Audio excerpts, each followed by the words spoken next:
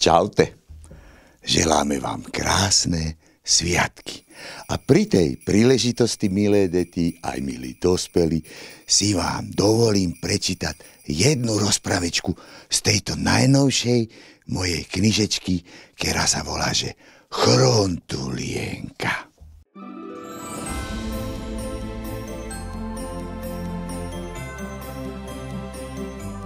Ako sa zrodila Chrontulienka? Máte syna Jalafáša, zatelefonovala natešenému čerstvému oteckovi Jalafášovi Ontáčikovi, od tejto slávnostnej chvíle staršiemu, službu konajúca sestra z pôrodnice. Jalafáš starší okamžite odložil inštalaterskú tašku s náradím a začal skákať od radosti asi meter vysoko, ako by mal na topánkach pružiny. Môžem prísť? Kedy môžem prísť? Musím ho vidieť čo najskôr, spýtal sa natešené službu konajúcej sestry. Až po fajronde, schladil ho jedinou vetou majster. Prísne pozrel na svojho podriadeného, ale samozrejme mu pri takej slávnostnej správe podal ruku a zagratuloval mu k otcovstvu. Jalafáš starší, pracujúci v zámočníckej dielni, sa už nevedel dočkať konca pracovného času, aby mohol ako čerstvý otecko uháňať do pôrodnice za svojimi láskami. A veru, že aj uháňal, až sa mu za robotníckymi baganžami prášilo.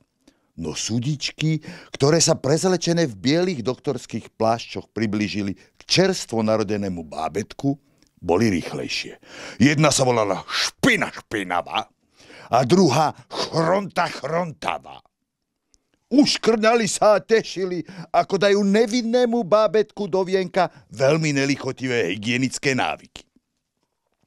O to väčšiu radosť, ba až škodoradosť mali z toho, že sa im podarilo zamknúť svoje sestry čistotku čistotnú a Milku poriadku milovnú v aute. Tie dve nešťastnice tam zostali bezmocné trčať. Nemiestný fór ich sestier mal ovplyvniť život Jalafáša Ontáčika mladšieho. Takže až taká sranda to nebola. Prajeme ti, aby sa ti špina páčila, želala malému Jalafášovi sudička Špina špinavá. A aby si miloval Chrontu, aj to ti želáme, pridala s úsmevom malému Jalafášovi celkom slušivo nahodená sudička Chronta chrontavá. Tak nech sa stane, dokončili dvojhlasné vežbu a zmizli na chodbe pôrodnického oddelenia ešte skôr, než malý hladný Jalafáško začal plakať. A tak sa aj stalo. Rodina Ontáčikovcov vrátane maminky Gizely a dvoch babičiek bola z malého Jalafáša nešťastná. Plachal, keď ho prebalili do čistého. Okúpali, či sa on ho riadne postarali. Vždy bolo zle. Po nástupe do škôlky sa situácia ešte zhoršila. Malý špinďúr na každej prechádzke vyhľadával blato alebo mláčky a pri každom obede sa pooblieval alebo zababral.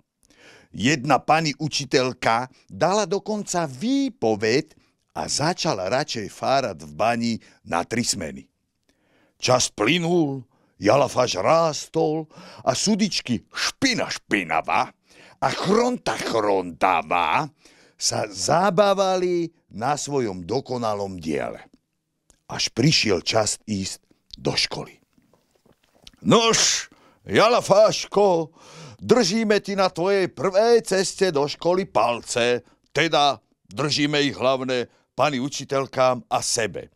Hádam sa už v škole niečomu priučíš a budeš čistotnejší, zaželal svojmu synovi Jalafáš starší, ktorý už nevyskakoval od radosti tak, ako po pôrode. Želať si to mohol, no ale nič také sa neudialo. Jalafáš Ontáčik dostal už počas prvého týždňa v škole prezývku Chrontáčik a sedel sám v lavici, lebo žiadny zo spolužiakov si k nemu nechcel prisadnúť. Dá sa povedať, že takmer stále bol od niečoho zababraný, o jeho zošitoch ani nehovoriac. Chrontavé, špinavé, dokrčené, jednoducho zúfalstvo. Ej, veru, je naša chyba, že Jalafáš takto dopadol. Keď sme mu išli do vienka vlastnosti dávať, naše sestry nás zamkli v aute. Postažovala sa sudička Čistotka Čistotná svojej sestričke Milke Poriadku Milovnej.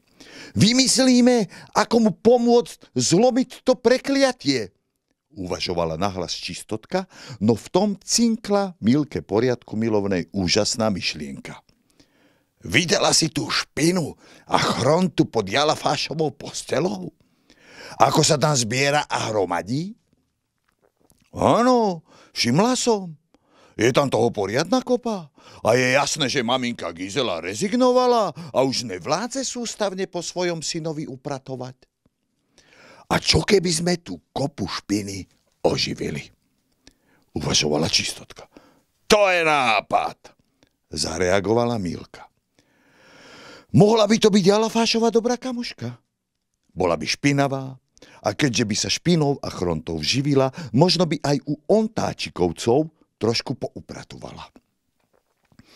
Milka Poriadku Milovna sa usmiala na Čistotku Čistotnú a súdičky v snahe napraviť to, ako po pôrode nie vlastnou vinou zanedbali novorodenca Jalafáša Ontačika mladšieho, oživili kopu špiny pod jeho postelou.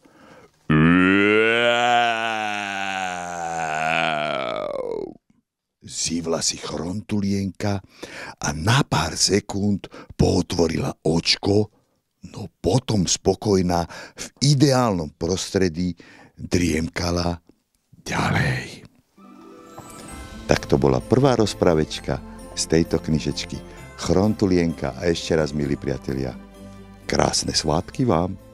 Čaute.